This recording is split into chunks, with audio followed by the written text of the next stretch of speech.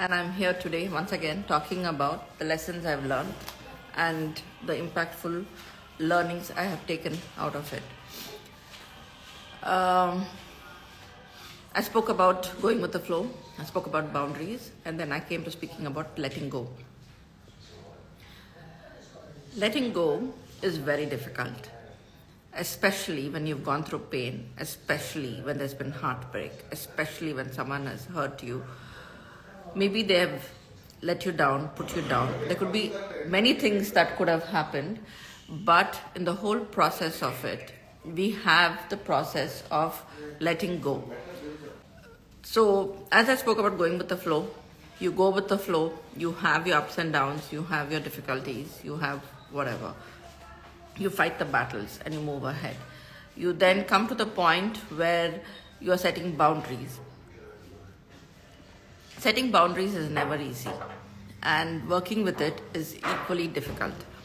Now, when you are going with the flow and you're setting boundaries, letting go comes in with an important impact, and you have to be in a space where you can let go. So, to talk about letting go, it's never been easy, and trust me, it's never been easy for me too. I used to sit many times carrying a lot of baggage, to the extent that I think for almost a couple of years in my life, I had severe shoulder pain. I would often have pain either on my left shoulder or right shoulder, and I never understood why. When I started going for my classes, the classes which started in for my counseling, I realized how important it is to not carry baggage. But was it easy for me to work on myself and let go of the baggage? No. But when I started learning and when I started putting things together and working with the baggage and saying, okay, you know what, I don't need these things and I need to start letting it go, it started making it lighter for me and easier for me. So in the whole process, you need to first prioritize what are the things you want in your space and what you don't want in your space. Once you prioritize and you put things in order, knowing what you want and what you don't want, it becomes that much easier to realize what are the things you don't want in your space. Sitting and decluttering your space, which is your physical space, from your wardrobe, for the clothes that you've not worn for the last, say, couple of months, your footwear, a lot of things that we pile up in the house, we just clutter our space, which clutters our thought process, so on. That is one kind of letting go. The other letting go here is your emotional letting go. We carry a lot of anger, we carry a lot of pain, and we are not ready to let that go and move forward. You know, even if a person comes back and says, you know what, I'm really sorry I did this to you, we are not ready. We might say, oh, it's okay, fine, let's just move on. But in our heart, we are not ready to move on. We look at them saying, you caused me this pain and I am not in a space to let this go. And with that, we sit and we start building fence and we start thinking on how we want to work with it and what we want to do. This is where the issues start. We hold a grudge deep within us. We're not ready to let go. So when you're not ready to let go, how are you going to go with the flow? How are you going to set your boundaries? How are you able to even move on in life? It's not going to happen. If you want it to happen, you have to start working from the very point, sitting with your issues. Say if someone's hurt you, someone's spoken to you badly.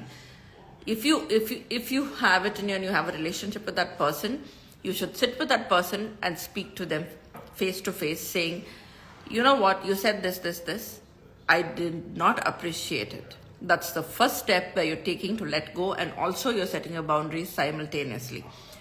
Once you say that, I'm not ready to let go and this is it, you will not be able to move. But when you say, okay, fine, you did this, I didn't appreciate it, but I take the step and I am going to move on for my own peace of mind, then you start moving into a space where you're letting go. But when you let go, you don't go back and you don't keep talking about the same thing time and again. Why we don't do that is, if you start talking about the same thing time and again, you're feeding that situation, circumstance, the kind of energy which is only going to drain you, which is only going to create a bigger distance in the relationship, and you're putting in so much of negative thought into it that it's only going to distance you from that person. What you need to be doing is, you need to know no one is perfect. You are not perfect, I'm not perfect. When we are not perfect, how can we expect someone else to be perfect? Everybody makes mistakes. There are many times you and I also would have said certain things that we would have not meant to say it, but we've said it. Many times we get out of our space, we get out of our thing, and we may do something that we're not meant to do. The mature point of it is accepting that you have made a mistake. The maturity is saying, okay, I have done something wrong, now I need to change and move forward. That is important in the whole process of letting go. There are an umpteen number of examples that I can give you about the whole process of letting go. I will give it one by one. I don't want to make each video long and boring and so on.